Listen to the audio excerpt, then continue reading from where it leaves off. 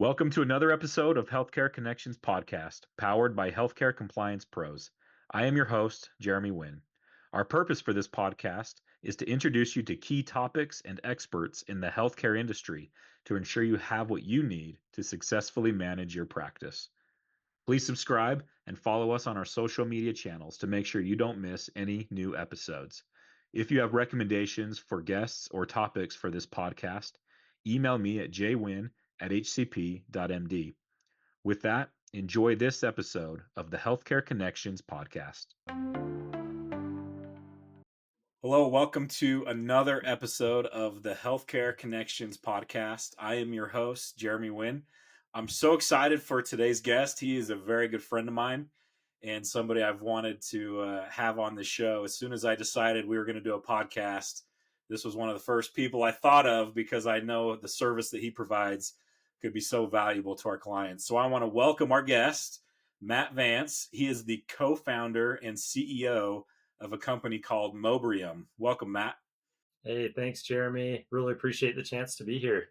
Absolutely. So instead of me butchering this, let's go ahead and have you give a quick introduction of yourself and your company, and then I'll jump into a few questions that I think could lead us in a good direction to be beneficial to the listeners today.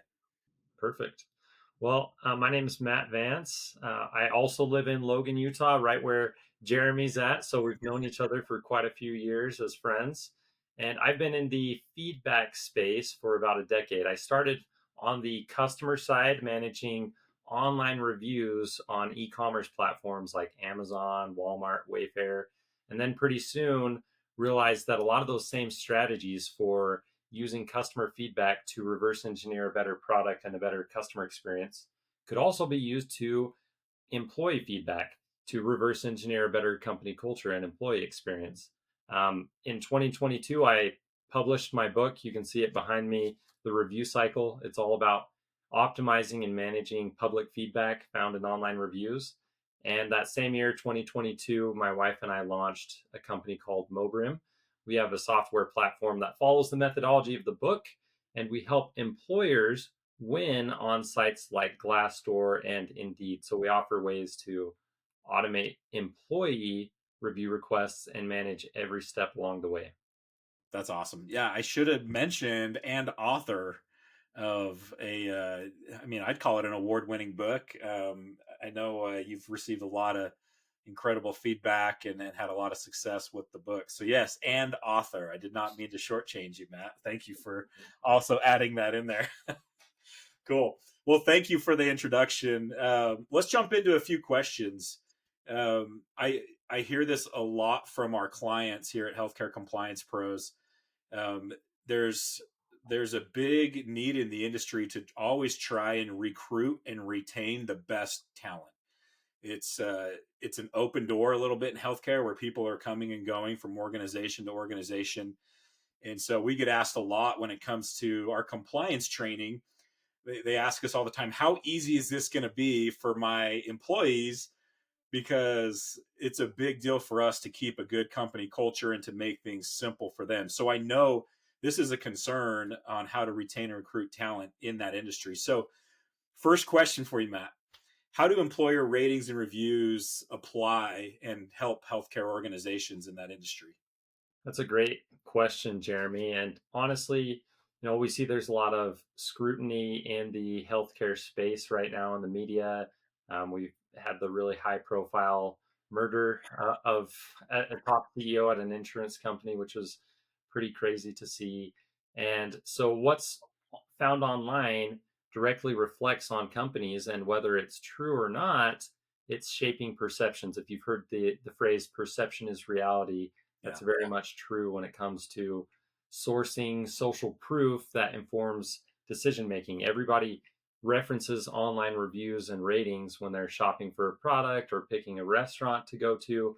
But honestly, as the consideration of the decision goes up, we as consumers are willing to invest more time to research. If you're buying a car or a home, you're more likely to research that brand or that make and model or that home builder. And when we talk about the healthcare space, there's definitely a lot of consideration that goes into that decision, especially for elective surgeries where Mhm. it's for yourself or a loved one.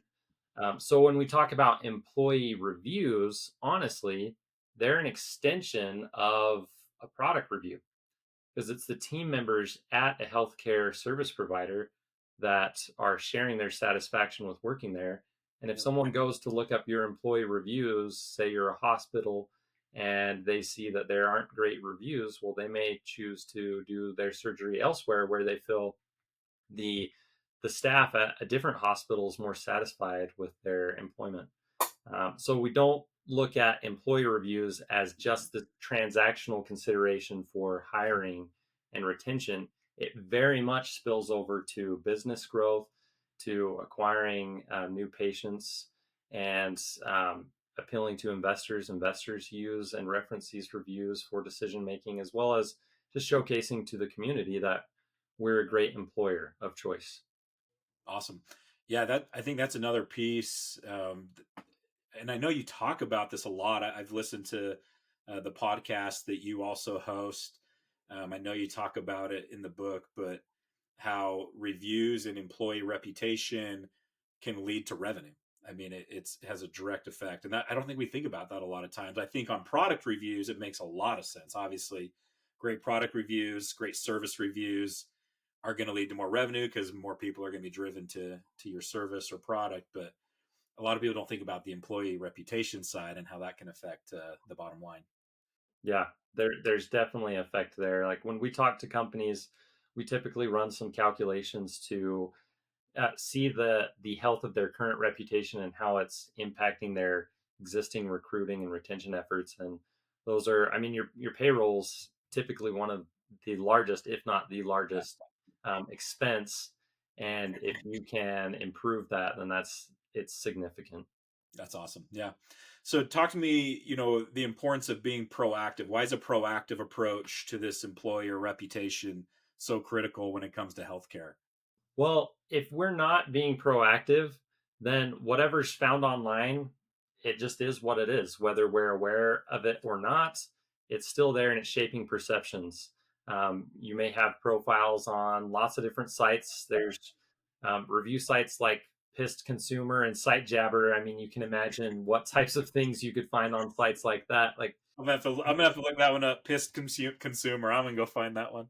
yeah, I mean, honestly, even if you had great ratings on that platform, I mean, people aren't even going to believe that.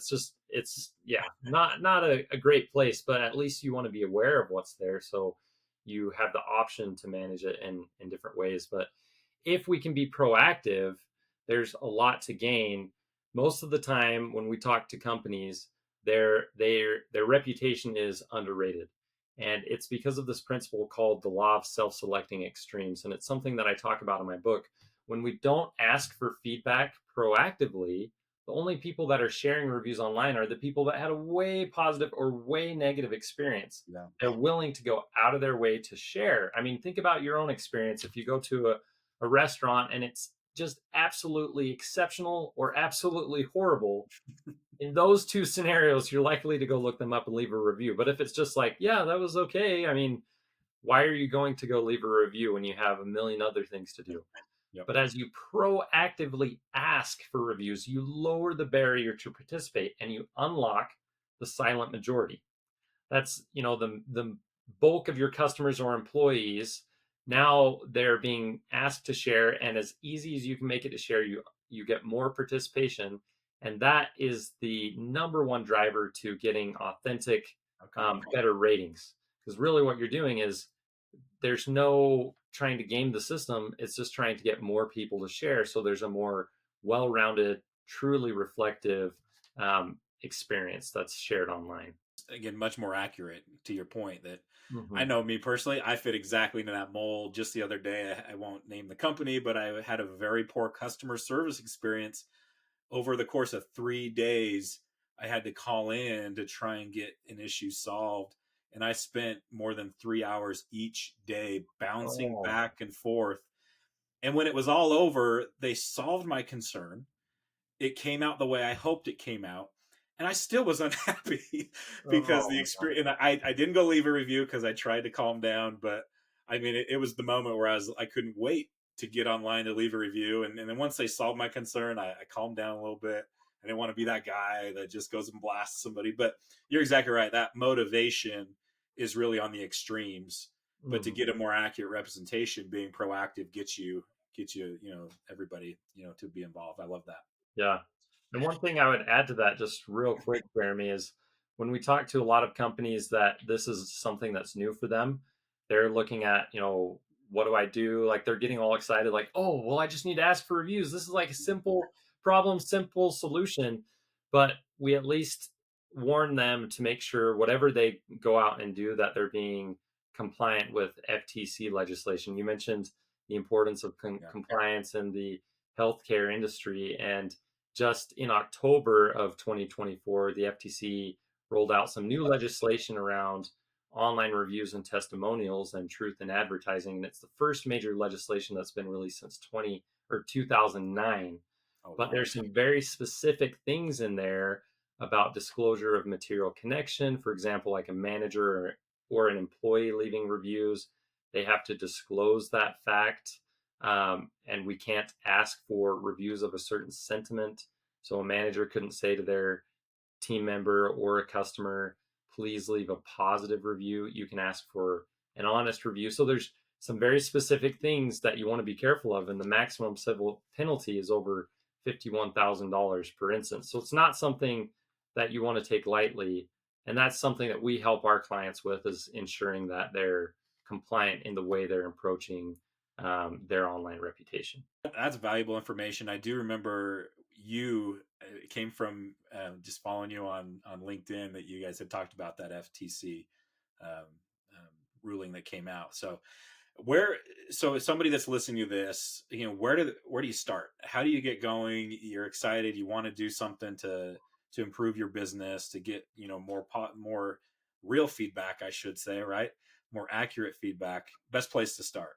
Yeah, so the first thing you want to do is, it's really easy. We just need to measure where we're at. Essentially, we conduct an audit. You can do that yourself by just going and looking up your company on all of the different places where people could leave reviews. As far as Mobrium goes, we do that for free when a company meets with us, and we actually go a step further and look at some forecasts of where your reputation could be given some different participation rates. But yeah, the first thing you want to do is measure where you're at. I typically recommend documenting each profile with a screenshot, including the timestamp in the bottom corner of your desktop screen, so you can show how things have changed after you've implemented something. And then you can have that before and after impact. But from there, after you've measured where you're at, you want to assign ownership. Who's owning the company's reputation? Typically, when it comes to employer reputation, we see that live in the HR space or the marketing, or both. Some companies have roles for employer branding specifically. And then there's a few more steps for proactively asking for reviews and monitoring the feedback. But the basic thing to start is you need to go measure how your reputation is today, and then you can make a more informed decision to move forward. What are top two, three sites? I think Glassdoor is a common one people know, but what are some others maybe less known that they could, Yeah, check on? the top four that we recommend: Glassdoor is obviously the biggest. Indeed is huge because it's connected to a large majority of jobs that people are posting and applying for, and those ratings and reviews are attached to the jobs. The next two that we recommend is Comparably, which they've been around for about 10 years now, and they've got a little bit different approach to their culture questions, but they've grown substantially. And In Her Sight is the last one. And this one is actually really big for the healthcare space. Think of In Her Sight as Glassdoor, but for female friendliness in the workplace. It's hyper focused on how employers are being good for their female talent, and where healthcare is very much heavy on the female talent side. That's a platform that I highly recommend everyone in the space really look into and be more active on that platform. Across those four, so Glassdoor, Indeed, Comparably, and In Her Sight, there are over 30 different Best Place to Work awards that you can qualify for without paying entry fees or doing one off company-wide surveys simply by collecting reviews.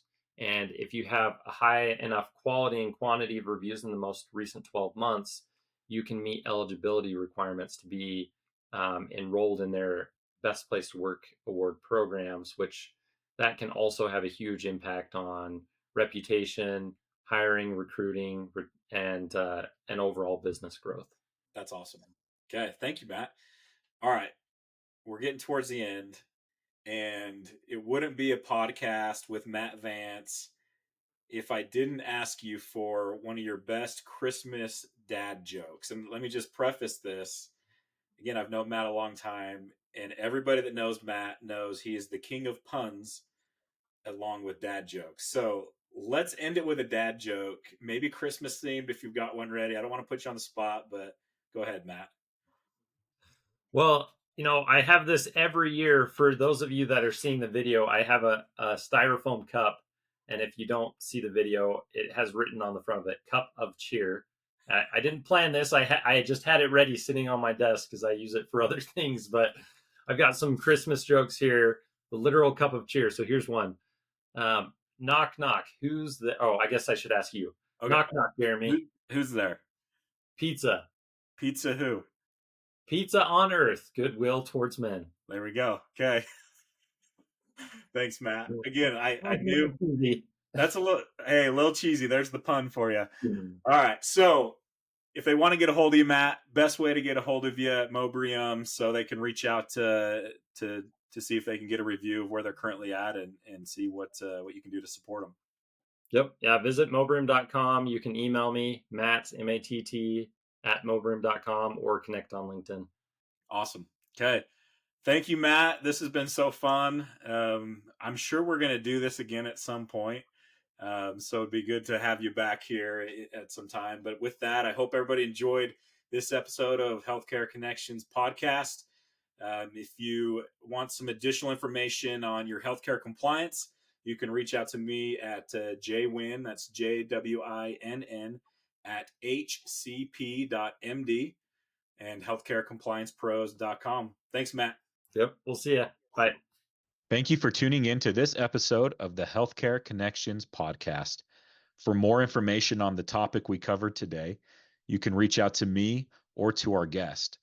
For any additional information on Healthcare Compliance Pros, feel free to email me at jwinn@hcp.md. Don't forget to tune in next week. Thank you.